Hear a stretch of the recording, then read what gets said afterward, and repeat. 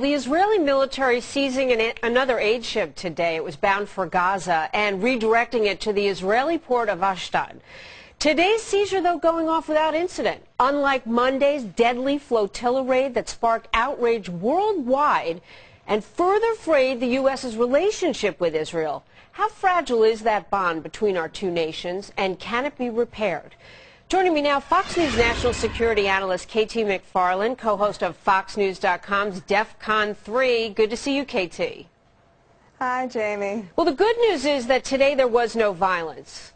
But the bad news is that the rest of the world is looking to see what the U.S. will do and what Israel will do. How fractured is the relationship over this?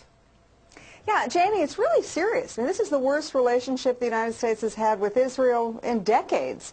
And it's a very deliberate policy on the part of the administration. They do not see that they should have a special relationship with Israel. They feel that Israel should be treated the same as the Palestinians. And the problem with that is that the Palestinians and Israel's other enemies in the region, they don't want just, a little more territory, a little bit better trade relations. They want the extermination of the state of Israel.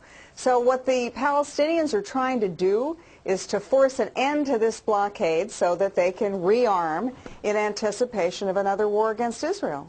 Do you think, KT, that the administration may feel it just has so much on its plate right now that not getting as involved as it could, and maybe the fact that this administration may feel it's bigger than that? It's really a whole Mideast question, and the fact that Iran may have nuclear weapons. Is this administration resigned to that and trying to just stay out of it all?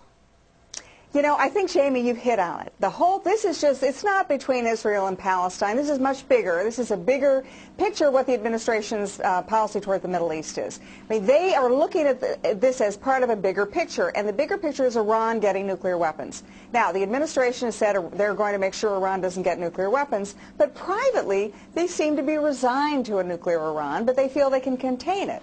And the way they plan to contain it is to force a peace agreement between Israel and the Palestinians and thereby change the dynamic in the Middle East. I don't think it's going to work, and I think it's what it does is it encourages Israel's adversaries and enemies to gang up on Israel.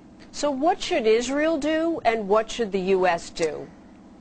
Okay, well, this is the hard part. Israel has got to make a decision in the coming months of whether it's going to continue to rely on the United States and do more or less what the United States is pushing it to do, which is to some kind of an accommodation with the Palestinians, or is Israel going to conclude that its security is best served by maybe potentially a preemptive attack against Iran's nuclear sites? Now, what the administration ought to do, I think they need to rethink their Middle East strategy. It's not working. They're not stopping Iran from a nuclear weapons program. Iran is moving closer and closer and closer to being a nuclear weapons state. Once that happens, all the other countries in the region will want nuclear weapons of their own, and then you have a very dangerous situation, the most dangerous part of the world, and everybody's got nuclear weapons. So I think the administration needs to seriously think how it's going to provide for Israel's security, how it's going to advance its interests with the Muslim and Arab worlds, but at the same time really guarantee to the Israelis, we've got your back, we're going to protect you, we're going to make sure that your security is taken care of.